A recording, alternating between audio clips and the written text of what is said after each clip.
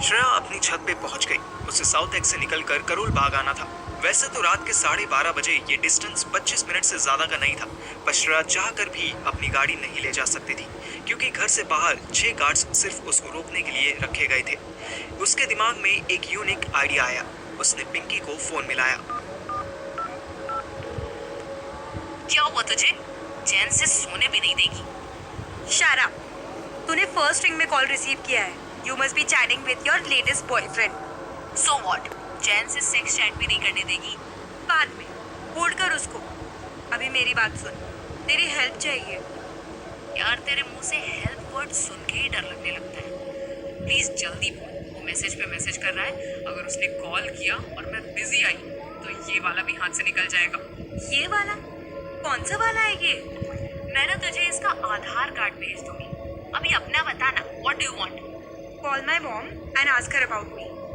उनसे पूछ कि मैं ठीक हूँ ना। पूछ लिया, फिर उनको बोल मैंने तुझे 1 घंटे पहले कॉल किया था और हिंट दिया था कि मैं घर से भाग रही हूँ, प्रोबेबली गुड़गांव जा रही हूँ। व्हाट? तूने मुझसे कहा कि तू गुड़गांव जा रही है और मैं ये बात आंटी को बता रही हूँ। व्हाट इज दिस नॉनसेंस यार? तू बिना कॉम्प्लिकेट किए लाइफ को चैन से नहीं जी सकती। Shut up and listen to me very carefully.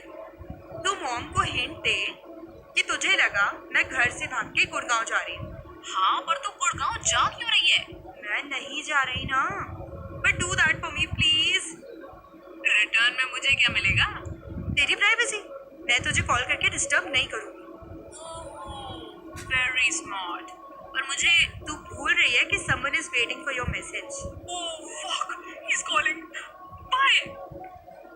Shreya जानती थी कि उसने अगर पिंकी को कोई काम बोला है तो वो हर हाल में पूरा करेगी। इसके पीछे सिर्फ फ्रेंडशिप रीजन नहीं था।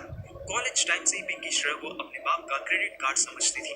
पिंकी को लगता था कि श्रेया ने कभी नोटिस नहीं किया, पर श्रेया बहुत अच्छे से जानती थी कि पिंकी को जब भी शॉपिंग पर चलना होता था तो वो श्रेया के पास आ जाती थी। जानबूझकर वो ड्रेस पसंद करती थी जो उसके बजट से बाहर होती थी, और मोस्टली हर बार श्रेया उसे ये कहकर वो ड्रेस दिला देती थी कि कोई बात नहीं, मेरी तरफ से गिफ्ट समझ के रख ले।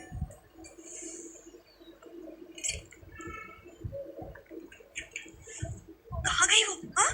कर क्या रहे हो तुम सब लोग यहाँ पर? नहीं है वो अपने कमरे में? श्रेया ने छत से नीचे झांक कर देखा तो उसकी मम्मी गार्ड्स को डांट रही थी। उसका प्लान कामयाब होता दिख रहा था। पिंकी के फोन करने से पूनम आंटी के मन में डाउट आ गया कि श्रेया फिर भाग गई है। उन्होंने बस श्रेया का रूम चेक किया और इजीली ये मान लिया कि श्रेया फिर फरार हो गई, जबकि श्रेया तो छत पर खड़े होकर गार्ड्स के जाने का वेट कर रही थी। जैसा कि एक्सपेक्टेड था, 10 मिनट में 6 में से 5 गार्ड्स 2 एसयूवी लेकर उसे ढूंढने के लिए निकल गए। अब बचे एक गार्ड को चकमा देना था। ये इतना भी मुश्किल नहीं था। श्रेया छत से कुछ पत्थर उठाकर जल्दी से अपने रूम में आई। फटाफट एक ब्लैक हुडी पहना, मुंह पर स्कार्फ बांधा और वॉलेट चेक किया। उसमें 500 के 4 नोट्स और कुछ खुले पैसे रखे थे। श्रेया उन्हें लेकर जल्दी से ग्राउंड फ्लोर पर आई।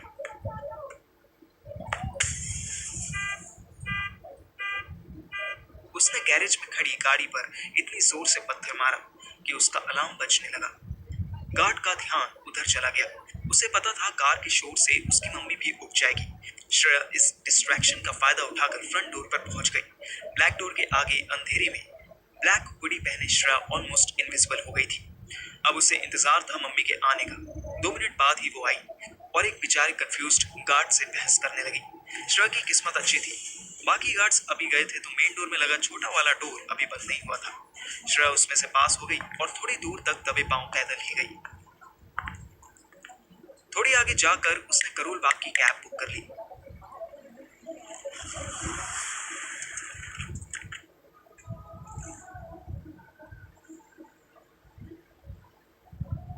इधर श्रेया करोल बाग के लिए निकली और उधर हम हाईवे पर निकल गए। खाना खा के पानी पी के मैं और अथर तो सुपर टाइट हो चुके थे। सुहानी ने भी अच्छे से ठूस लिया था, पर वो दिन में ऐसे बेवड़ों की तरह सोई थी कि अब उसको नींद नहीं आ रही थी। वो पीछे बैठी मोबाइल चला रही थी। मैं और अथर आगे बैठे थे। अथर्व अब 40-45 पर स्पीड गाड़ी चला रहा था। अचानक सब इतना बोरिंग हो गया था कि मेरी आंख लग गई। मैंने सपने में देखा कि हमारी कार लेफ्ट साइड की तरफ ड्रिफ्ट हो रही है और पीछे से ट्रक वाला हाई स्पीड में आ रहा है। उसे हमारी कार नहीं दिखी। मैंने अथर्व को राइट साइड में कार संभालने के लिए कहा तो अथर्व मुझे ड्राइविंग सीट पर सोता हुआ मिला। अबे देख के चला ले। अंधे साले आंख बंद करके ट्रक चलाने आ जाते हैं। सुहानी इतनी जोर से चिल्लाई कि मेरी नींद खुली। वो कार की विंडो खोलकर जर्मन शेपर्ड की तरह मुंह बनाकर निकल कर किसी ट्रक वाले पर चिल्ला रही थी। ट्रक ऑलरेडी दूर जा चुका था। हमारी कार सच में ड्रिफ्ट हो रही थी। अथर्व वाकई में सो रहा था। अब मैं चिल्लाया, अबे भोसड़ी के ऑटो पायलट मोड में चला रहे क्या? उठ! मैंने अथर्व को झिंझोड़ा तो उसकी नींद टूटी। उसकी आंखें बिल्कुल लाल थी। नींद उसके दिमाग में चढ़ चुकी थी। सुबह ट्रक वाले की नहीं, अपने ड्राइवर की आंखें बंद थी। व्हाट? अथर्व, तू पागल है क्या? अथर्व उल्लुओं की तरह पहले मुझे देखने लगा, फिर पीछे मुड़कर सुहानी को देखने लगा। भाई मेरे सामने देख तू, प्लीज। ये कुछ बोल रही थी ना, इसको जवाब ना दूं? नहीं भाई मत दे, लड़कियों को जवाब मत ही दिया कर तू। और सुहू तू कुछ मत बोल इसको। अथर्व बाबू मेरे बेटे, आगे जैसे लेफ्ट साइड में कोई ढाबा दिखे तो वहां रोक ले प्लीज बाबू। ये लेफ्ट किधर होता है? सुहानी अपनी मुंडी लेकर हम दोनों के बीच आ गई और अथर्व को उल्लू की तरह देखने लगी। अरे बोलो ना, किधर होता है? तू अभी रुक, यही रुक। नहीं नहीं प्लीज प्लीज, यहाँ नहीं, साइड में रोक। वो देख, वो एक छोटा सा ढाबा है या चाय की टपरी है, वहां रोक। अथर्व कभी मुझे देखता तो कभी सुहानी को। फिर मुझे याद आया कि बेचारा 2 दिन से सोया ही नहीं था। कार 40 की स्पीड में चलती रही। वैसे इसे रोकते कैसे हैं? ओह माय गॉड, तुझे किस बेवकूफ ने कार दी? अबे तेरे ससुर ने। Fuck, sorry Parthu. मैंने कुछ सुना ही नहीं। अथर्व, तू सुन, पहले क्लच दबाकर गियर डाउन कर, फिर स्लोली स्लोली ब्रेक दबा। सेंटर वाला पेडल ब्रेक है। अथर्व अच्छे से इंस्ट्रक्शन फॉलो करने लगा, पर फिर भी कार रुकते रुकते टपरी से 20-30 मीटर आगे आ गई। ऐसे कार रोकता है तू? तुझे करोल बाग रोकने के लिए कहूंगी तो आईएसबीटी रोकेगा? अथर्व ने गुस्से में सुहानी को घूरा। अबे चुप करा ले अपनी बीवी को, वरना मैं इसे सुना दूंगा अच्छा खासा। मत बोल यार, दिन में तो 100 मीटर आगे रुकी थी, अभी 40-50 पे आ गया है। धीरे धीरे ऑन द स्पॉट रुकना सीख जाएगा। Is improving. अथर्व समझ गया कि मैं टॉन्ट मार रहा हूँ। वो कल्पा हुआ था। झट से कार से निकला और जोर से दरवाजा मारता हुआ चाय की दुकान की तरफ जाने लगा। उसको जाते देख मैं सुहानी पर चिल्लाया, क्या यार, थोड़ा सोच कर, बेचारा 2 दिन से भागम भाग में लगा हुआ है। अच्छा, पहले क्यों नहीं बताया? रुक तू, मैं सॉरी बोलकर आती हूँ। चुप रह तू। और तुझे कार चलानी आती है? तूने बताया नहीं कभी। ऐसे बताने लायक नहीं आती, पर पापा ने सिखाने की कोशिश की थी एक बार। एंड यू नो व्हाट, पापा ने मुझे जहाँ रोकने को बोला था मैंने वहीं रोकी थी। मैं भी अथर्व के स्टाइल में डोर बंद करता हुआ बाहर निकल गया। अच्छी भली गर्लफ्रेंड थी सुहानी। शादी होती बीवियों की तरह हर बात पे टॉन्ट करने लगी। मैं अथर्व के पास पहुंचा तो देखा उसका अलग ही कार्यक्रम चल रहा था। वहां 4-5 रिक्शा वाले, ठेले वाले चाय की दुकान पर छोटा सा बल्ब जला के चाय के ग्लास में ही माधुरी मैम की कोई देसी दारू पी रहे थे। उन 5 में से 3 तो अपनी जगह से उठने की भी हालत में नहीं थे। मैंने अथर्व का हाथ पकड़ा। चल भाई, ये किस दुकान पे आ गया? आगे कहीं चलते।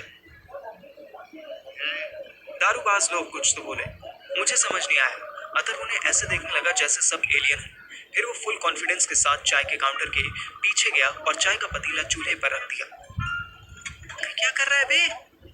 अबे अंधा है क्या? तुझे दिखाई नहीं दे रहा कि मैं चाय बना रहा हूँ? मैं अथर्व के कॉन्फिडेंस को मान गया। उससे भी ज्यादा तारीफ में मन ही मन में बेवड़ा समाज की करने लगा। इन 5 आदमियों को अपनी शराब के सिवा किसी चीज से कोई मतलब नहीं था। 2 अनजाने लड़के इनकी दुकान में बैठकर इनके सामने ही चाय बना रहे थे। इनको घंटा फर्क नहीं पड़ रहा था। उधर 1:30 बजे श्रेया आयशा के घर से थोड़ा पहले कैब रोक चुकी थी। श्रेया रात के सन्नाटे में टिक टिक करती हुई आयशा की गेट पर पहुंची और उसको मैसेज भेजा। तुरंत रिप्लाई आया, दरवाजा खुला है, दबे पाँव अंदर आओ और बाएं हाथ पर जीना है, उसे चढ़कर ऊपर आ जाओ। जीना क्या होता है? श्रेया बिना आवाज के दरवाजा खोलकर अंदर घुसी और गूगल पर चेक करने लगी कि दोनों हाथों में से बायां हाथ कौन सा होता है। ओह, लेफ्ट हैंड। जैसे जैसे श्रेया सीढ़ी चढ़ रही थी वैसे वैसे उसके दिल की धड़कनें बढ़ रही थी।